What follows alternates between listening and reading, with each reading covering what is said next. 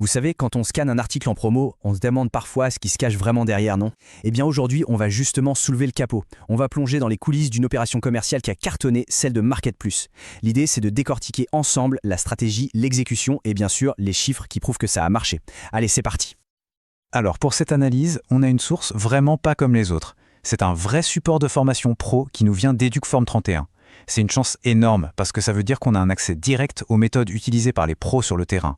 Franchement, si ce genre de savoir-faire concret vous parle, ça vaut vraiment le coup d'aller voir ce que fait Educform 31.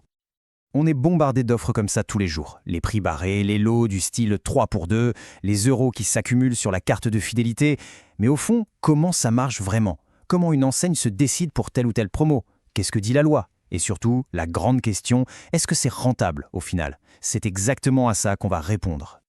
Bon, avant même qu'une seule affiche soit imprimée, tout le travail se fait en coulisses. On entre dans la première phase, la stratégie sur le papier. C'est un peu comme les fondations d'une maison. Si elles sont solides, tout tient. Sinon, c'est la catastrophe assurée. Et ça peut coûter très cher. Allez, on rentre dans le concret. Le premier truc à décider, c'est ce qu'on appelle la mécanique promotionnelle. C'est pas la même pour tout. Par exemple, pour un produit frais qui peine à se vendre, hop, on fait un lot pour écouler le stock. Pour une grande marque de café, on va plutôt mettre 10% sur la carte fidélité. Ça incite à revenir. Et pour faire venir le monde le samedi, le grand classique, un produit d'appel vendu à prix coûtant. Chaque promo a son but, sa propre logique. Alors là, attention, sujet super important. On entre dans le légal. Pour les prix barrés, il y a une règle d'or à ne jamais oublier. La loi est formelle, le prix de référence, celui qui est barré, doit être le prix le plus bas que le magasin a pratiqué sur les 30 derniers jours. C'est pas négociable. Le piège classique, c'est d'utiliser le prix conseillé par le fabricant. Ça, c'est totalement interdit et les amendes peuvent être salées. Forcément, qui dit carte de fidélité dit données personnelles.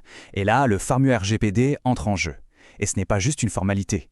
L'enseigne a l'obligation d'être hyper transparente, expliquer pourquoi elle a besoin d'un email, ne collecter que ce qui est vraiment utile et bien sûr informer les gens de leurs droits. C'est la base de la confiance avec le client, tout simplement. Ok, la stratégie est prête, le cadre légal est respecté. Maintenant, il faut que tout ça prenne vie sur le terrain. Dans le magasin, on passe à la phase 2, l'activation. C'est le moment où le plan sur papier se confronte à la réalité et au client. L'erreur, ce serait de vouloir parler à tout le monde de la même manière. Ça ne marche pas. Market Plus, eux, ont été malins. Ils ont créé des personas, des sortes de profils types de clients. Et regardez comme c'est bien pensé. Pour la famille, paf, une promo sur les couches envoyée par SMS. Pour l'étudiant, on passe sur Instagram avec une offre café et biscuits. Et pour les seniors, on mise sur une dégustation en magasin annoncée par une affiche. On adapte l'offre et le moyen de communication. C'est ça la clé du jeu, être pertinent. Monter une petite animation comme une dégustation, ça a l'air simple, mais en vrai, c'est une petite opération militaire. Ça ne s'improvise absolument pas. Il y a une checklist en 4 points. D'abord, on planifie. Qui fait quoi, où et quand. Ensuite, on équipe. On s'assure d'avoir tout le matériel nécessaire, la PLV, etc. Troisièmement, et c'est non négociable, on sécurise. Hygiène, chaîne du froid, tout doit être impeccable. Et enfin, le plus important peut-être, on briefe les équipes. Tout le monde doit savoir quel est l'objectif et ramer dans la même direction. Une animation au magasin, c'est aussi l'occasion en or de faire de la vente additionnelle. Mais attention, il y a l'art et la manière. On ne parle pas de vente forcée, du tout. Le but, c'est d'être intelligent. On écoute le client, on lui pose des questions pour comprendre son besoin et on lui fait une proposition qui a du sens pour lui. C'est plus un service qu'on rend qu'une technique de vente. On l'aide à compléter son achat de façon pertinente. Bon, la promo est finie, le plan a été exécuté, les équipes ont tout donné. Mais il reste une question. La seule qui compte vraiment à la fin. Est-ce que ça a fonctionné? C'est le moment de passer à la phase 3, l'heure des comptes, le verdict des chiffres, sans concession. Premier chiffre qu'on regarde, c'est un KPI, un indicateur de performance, qu'on appelle le taux de conversion. C'est tout bête à comprendre. Imaginez 100 personnes qui entrent dans le magasin. Le taux de conversion, c'est simplement le nombre de personnes parmi ces 100 qui vont passer à la caisse. Ça mesure l'efficacité de la promo à transformer un curieux en acheteur. Et le résultat est de 80%. Franchement, c'est un score énorme pour une opération comme celle-là. Ça veut dire que 8 personnes sur 10 qui sont entrées ont été convaincues. Elles ont sorti leur portefeuille. C'est la preuve que la promo a vraiment été un déclencheur d'achat super efficace. Deuxième indicateur indispensable, le panier moyen. Parce que c'est bien que les gens achètent, mais la question c'est, ils achètent pour combien? Cet indicateur, il nous dit simplement combien un client a dépensé en moyenne à chaque passage en caisse. Ça mesure la valeur de chaque vente.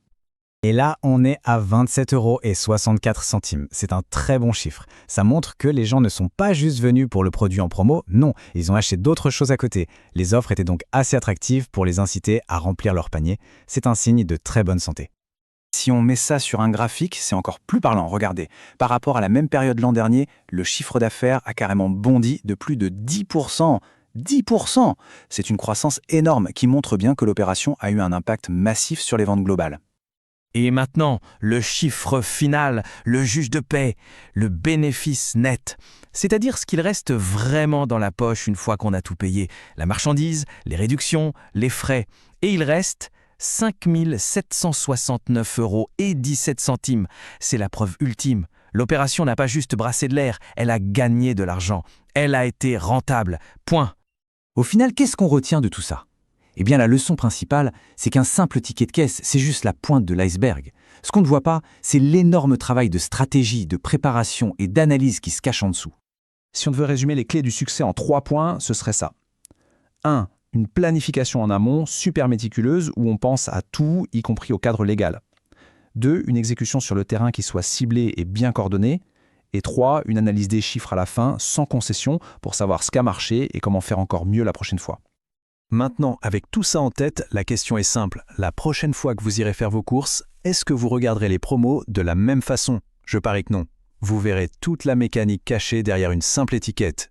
Et n'oublions pas que tout ce décryptage a été possible grâce au support d'Educform 31.